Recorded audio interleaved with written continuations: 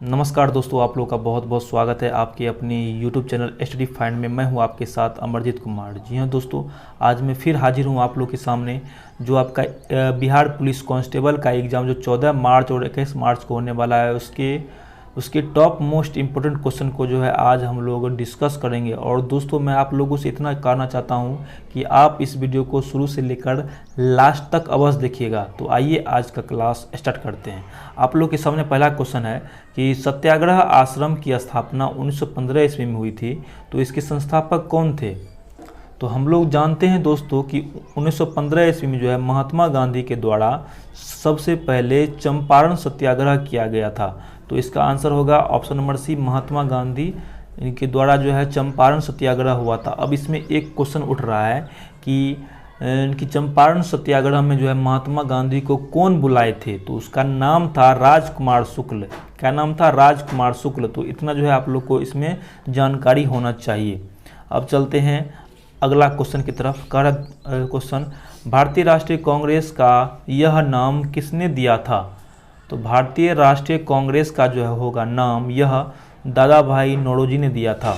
Okay, अब इसमें एक फैक्ट को जान लीजिए दोस्तों कि भारतीय राष्ट्रीय कांग्रेस की स्थापना जो है 1885 ईस्वी में हुआ था। कौन किया था इसकी स्थापना? तो ए.ओ. ह्यूम ने किया था इसकी स्थापना। ए.ओ. ह्यूम ने जो है 1885 ईस्वी में भारतीय राष्ट्रीय कांग्रेस की स्थापना किया था।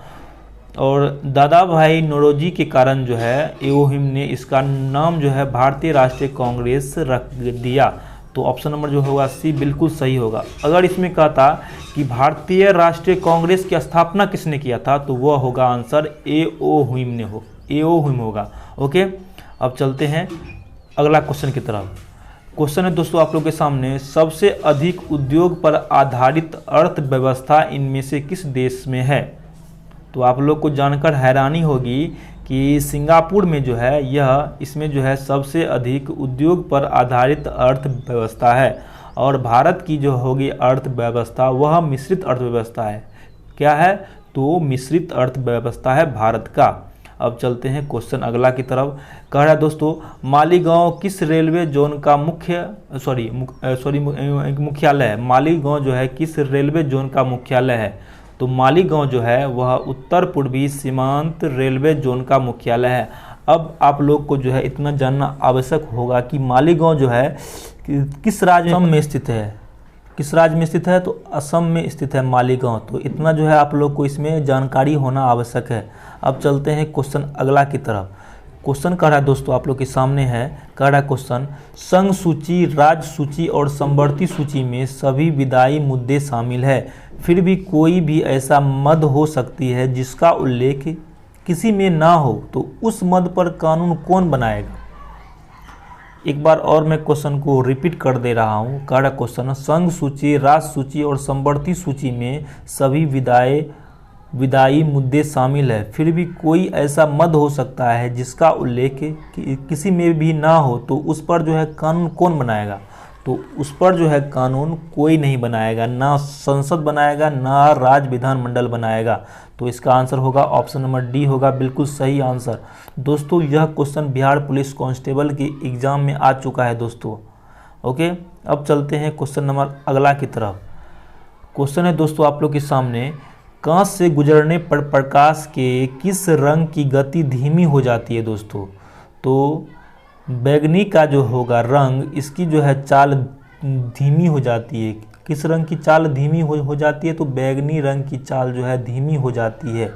ओके, और एक बात इसमें एक फैक्ट को जान लीजिए दोस्तों कि बैगनी रंग का जो है अपवर्तनांक सबसे अधिक होता है। क्या होता है? बैगनी रंग का अपवर्तनांक जो है सबसे अधिक होता है, इसलिए जो है इसका तरंगदैर्घ्य सबसे कम होगा। बैगनी रंग का तरंगदैर्घ्य जो है सबसे कम होता है दोस्तों, और इसमें लाल रंग का तरंगदैर्घ्य सबसे अधिक होता है, इसलिए जो है उसका अपवर्तनांक सबसे कम होता है। तो इतना फैक्ट्स आप लोग को जो है इसमें जानना आवश्यक है। ठीक है, अब चलते हैं क्वेश्चन नंबर अगला की तरफ। कह रहा है दोस्तों, रेडियो ट्रांसमिशन में एफएम से क्या अभिप्राय है? रेडियो ट्रांसमिशन में जो है एफएम से क्या अभिप्राय है? तो दोस्तों एफएम का जो होगा फुल फॉर्म वह frequency modulation, option number B जो होगा बिल्कुल सही होगा। क्या होगा एफएम का फुल फॉर्म, तो फ्रीक्वेंसी मॉड्यूलेशन। अब चलते हैं क्वेश्चन। अब देखिए, युद्धक विमान अधिक ऊंचाई पर क्यों उड़ते हैं? युद्ध करने वाला विमान जो है वह अधिक ऊंचाई पर क्यों उड़ते हैं? इसका मुख्य कारण यह है कि दुश्मन का रडार जो है उसको ट्रैक ना कर पाए, इसलिए जो है वह विमान अधिक ऊंचाई पर उड़ते हैं। तो ऑप्शन नंबर जो होगा डी बिल्कुल सही आंसर होगा। क्या होगा? रडार संसूजन से बचाव हेतु। ओके, तो ऑप्शन नंबर डी जो होगा बिल्कुल सही होगा। अब चलते हैं क्वेश्चन नंबर अगला की तरफ। कह रहा है दोस्तों क्वेश्चन, विटामिन सहायता नहीं करता है। तो विटामिन जो है ऊतकों में एंजाइम के निर्माण करता है, बिल्कुल सही बात है।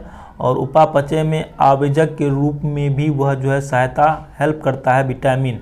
और इसका ऑप्शन अगला ऑप्शन क्या है दोस्तों? विटामिन जो है दोस्तों रोगों से रक्षा करने में भी सहायता करता है, लेकिन पाचन क्रिया में जो है विटामिन सहायता नहीं करता है। तो ऑप्शन नंबर डी जो होगा बिल्कुल करेक्ट होगा। क्वेश्चन में था दोस्तों कि विटामिन जो है किसमें सहायता नहीं करता है, तो पाचन क्रिया में जो है विटामिन सहायता नहीं करता है। अब चलते हैं क्वेश्चन नंबर अगला। क्वेश्चन है दोस्तों आप लोग के सामने, मेघधनुष में नारंगी और हरे रंग के बीच कौन सा रंग होता है? वेरी इंपॉर्टेंट क्वेश्चन दोस्तों। जब मतलब बरसात के मौसम में जब इंद्रधनुष बनता है, इंद्रधनुष, तो उसमें जो है नारंगी और हरे रंग के बीच जो है कौन सा रंग होता है? तो उसमें जो है उसमें पीला रंग होता है। कौन सा रंग होता है? तो पीला रंग होता है। ऑप्शन नंबर सी जो होगा बिल्कुल करेक्ट आंसर होगा। अब देखिए क्वेश्चन क्या कह रहा है दोस्तों कि सुपरसोनिक विमान किसको हानि पहुंचाता है? तो सुपरसोनिक विमान जो है वह ओजोन मंडल को हानि पहुंचाता है। किस मंडल को? तो ओजोन मंडल को। ऑप्शन नंबर डी जो होगा बिल्कुल सही आंसर होगा। अब चलते हैं दोस्तों क्वेश्चन नंबर अगला की तरफ। रबर से स्टील अधिक लचीला होता है, बिल्कुल सही बात है दोस्तों। क्यों होता है अधिक लचीला? क्योंकि प्रतिबल की प्रकृति के अनुपात वह अधिक होता है, यानी कि प्रतिबल का प्रकृति से अनुपात जो है अधिक होता है। किसका? तो स्टील का, इसलिए जो है स्टील अधिक लचीला होता है। अब चलिए क्वेश्चन नंबर अगला की तरफ। क्वेश्चन है दोस्तों आप लोग के सामने, एक कार और एक भरी हुई एक ट्रक रास्ते पर समान गति से चलते हैं। ट्रक से तुलना की जाए तो कार धारण करेगी। इन चारों ऑप्शनों में जो है आप लोग को बताना है कि कार ट्रक की तुलना की जाए तो कार धारण करेगी, वह जो है कम गतिज ऊर्जा धारण करेगी कार। ओके, तो ऑप्शन नंबर जो होगा सी बिल्कुल करेक्ट आंसर होगा। अब चलिए क्वेश्चन नंबर अगला की तरफ। कह रहा है दोस्तों, दीर्घकालीन कठिन परिश्रम करने के पश्चात मांसपेशियों में होने वाले थकान किस प्रकार से अनुभव होती है? तो दोस्तों मैं आप लोग को इसमें कह दूं कि लैक्टिक अम्ल के कारण जो है अधिक काम करने से जो है वह उसको जो थकान महसूस होता है। तो उस अम्ल का नाम है कौन सा अम्ल? तो लैक्टिक अम्ल। तो ऑप्शन नंबर जो होगा डी बिल्कुल करेक्ट आंसर होगा। अब चलिए क्वेश्चन नंबर अगला की तरफ। कह रहा है दोस्तों, निम्न में से किसका उपयोग ऊंचाई नापने के लिए किया जाता है? वेरी इंपॉर्टेंट क्वेश्चन है दोस्तों। किसका उपयोग जो है ऊंचाई नापने के लिए किया जाता है? तो अल्टीमीटर का उपयोग जो है ऊंचाई नापने के लिए किया जाता है। तो ऑप्शन नंबर सी जो होगा बिल्कुल करेक्ट आंसर होगा। अब चलिए क्वेश्चन नंबर अगला की तरफ। क्वेश्चन है दोस्तों आप लोग के सामने, टैबलेट या पाउडर वाली दवा की बोतलों में सिलिका की जेली की एक छोटी सी थैली होती है, क्योंकि इसमें कह रहा है कि सिलिका का जेल का क्या कार्य है? तो वह जो है नमी को सोख लेता है, इसलिए जो है उसमें जो है सिलिका डाल दिया जाता है। तो ऑप्शन नंबर जो होगा सी बिल्कुल सही आंसर होगा कि वह जो है नमी को सोख लेता है। अब चलिए क्वेश्चन नंबर अगला की तरफ। कह रहा है दोस्तों, परमाणु बम का खोज किसने किया था? परमाणु बम का खोज जो है किसने किया था दोस्तों? तो वह जो है ओटो हॉर्न ने परमाणु बम का खोज किया था। तो ऑप्शन नंबर ए जो होगा बिल्कुल करेक्ट होगा। अब चलते हैं क्वेश्चन नंबर अगला की तरफ। तो सौर मंडल का अत्यधिक तप्त ग्रह कौन सा है? मतलब कौन सा ग्रह जो है काफ़ी मतलब गर्म ग्रह है, वो इसमें कहने का मतलब हुआ। सौर मंडल का अत्यधिक गर्म ग्रह कौन सा है? तो वह जो है शुक्र है सौरमंडल का सबसे अधिक गर्म ग्रह। तो ऑप्शन नंबर सी होगा बिल्कुल करेक्ट आंसर। अब चलिए क्वेश्चन नंबर अगला की तरफ। करेक्ट दोस्तों क्वेश्चन, स्वामी विवेकानंद किस स्थान पर हुए धार्मिक सम्मेलन से प्रसिद्ध हुए थे? तो स्वामी विवेकानंद जी ने जो है शिकागो, जो कि शिकागो में अमेरिका के एक स्थान का नाम है शिकागो, वहाँ पे वह जो एक धार्मिक सम्मेलन किया था और उसमें जो है वह इसमें काफ़ी भाषण दिया था, इसलिए दोस्तों जो है इसका आंसर शिकागो होगा। अब इसमें एक क्वेश्चन उठ रहा है कि स्वामी विवेकानंद ने जो है किस मिशन की स्थापना की? तो स्वामी विवेकानंद ने जो है वह रामकृष्ण मिशन की स्थापना की थी। कौन सा मिशन? तो रामकृष्ण मिशन की स्थापना की थी। तो इसको जो है आप लोग को जानकारी होना आवश्यक है।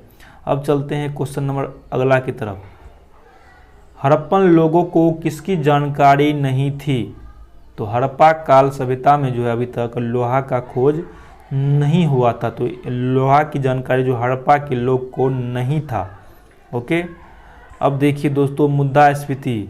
मुद्रास्फीति क्या है? इनकी इन्फ्लेशन क्या है? इन्फ्लेशन, तो वह जो है मूल्यों में वृद्धि के कारण जो है इन्फ्लेशन की स्थिति उत्पन्न होती है। तो ऑप्शन नंबर जो होगा ए बिल्कुल सही आंसर होगा।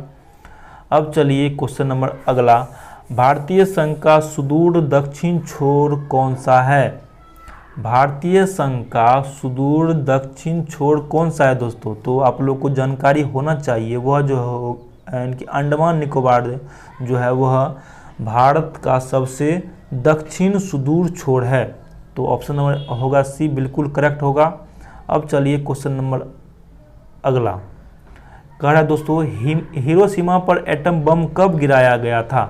तो हिरोशिमा पर जो है एटम बम 6 अगस्त 1945 को गिराया गया था और नागासाकी पर जो है 9 अगस्त 1945 को गिराया गया था। इसके 3 दिन के बाद जो है नागासाकी पर बम गिराया गया था। अब इसमें एक क्वेश्चन उठ रहा है कि हिरोशिमा पर कौन सा बम गिराया गया था? तो हिरोशिमा पर जो है लिटिल बम गिराया गया था, लिटिल बॉय उस बम का नाम है, और नागासाकी पर जो है फैट बॉय नामक बम गिराया गया था। तो इतना जो है आप लोगों को इसमें जानकारी होना आवश्यक है। अब चलिए क्वेश्चन नंबर अगला की तरफ। अच्छा, इसमें एक और फैक्ट्स आ रहा है कि अमेरिका जापान के हिरोशिमा और नागासाकी पर बमबारी किया था। ओके, अब चलिए क्वेश्चन नंबर अगला की तरफ। दोस्तों आप लोग के सामने हरिसेन किसके दरबारी कवि थे? तो हरिसेन जो थे वह समुद्रगुप्त के दरबारी कवि थे और समुद्रगुप्त को जो है संगीत से काफ़ी प्रेम था, इसलिए जो है समुद्रगुप्त को जो है इनकी संगीत का प्रेमी भी कहा जाता है दोस्तों। इनकी संगीत का प्रेमी कहेगा किसको कहा जाता है? तो वह होगा समुद्रगुप्त होगा इसका आंसर। और इसको जो है यह भारत का नेपोलियन भी कहा जाता है। समुद्रगुप्त को जो है भारत का नेपोलियन भी कहा जाता है। तो इतना जो है आप लोग को इसमें जानकारी होना आवश्यक है। अब चलते हैं क्वेश्चन नंबर अगला की तरफ। क्वेश्चन है दोस्तों आप लोगों के सामने, न्यूनतम एवं अधिकतम तापमान का अंतर इनमें से किस स्थान पर होता है? न्यूनतम एवं अधिकतम तापमान का अंतर किस स्थान पर होता है? तो दिल्ली में जो है दोस्तों, दिल्ली में वहाँ जो होता है न्यूनतम तापमान भी होता है और अधिकतम तापमान भी होता है। तो ऑप्शन नंबर सी जो होगा बिल्कुल करेक्ट आंसर होगा। अब चलते हैं क्वेश्चन नंबर अगला की तरफ। भारत के राष्ट्रपति द्वारा निम्नलिखित में से कौन सा कार्य नहीं किया जाता है? तो भारत के मतलब कि राष्ट्रपति के द्वारा जो है वह उसको यह पावर नहीं है कि वह राज्यसभा को विघटित कर दे। ओके, राष्ट्रपति को यह पावर नहीं है कि वह राज्यसभा को विघटित कर दे। तो ऑप्शन नंबर बी जो होगा बिल्कुल करेक्ट होगा। अब चलते हैं क्वेश्चन नंबर अगला की तरफ। सुल्तान महमूद गजनबी द्वारा भारत पर कब हमला किया गया था? तो 1000 ईस्वी में जो है महमूद गजनबी ने जो है भारत पर आक्रमण किया था। तो ऑप्शन नंबर सी होगा बिल्कुल करेक्ट आंसर। अब चलिए क्वेश्चन नंबर अगला की तरफ। कह रहा दोस्तों वंदे मातरम गीत की रचना कब की गई थी? तो वंदे मातरम गीत की रचना 1874 में की गई थी, सितंबर 1874 में। अब इसमें क्वेश्चन उठ रहा है कि वंदे मातरम जो है किसने लिखा? तो बंकिम चंद्र चट्टोपाध्याय के द्वारा जो है यह वंदे मातरम लिखा गया था। क्या नाम था उसका नाम था बंकिम चंद्र चट्टोपाध्याय। ओके, तो इतना जो है आप लोग को इसमें जानकारी होना आवश्यक।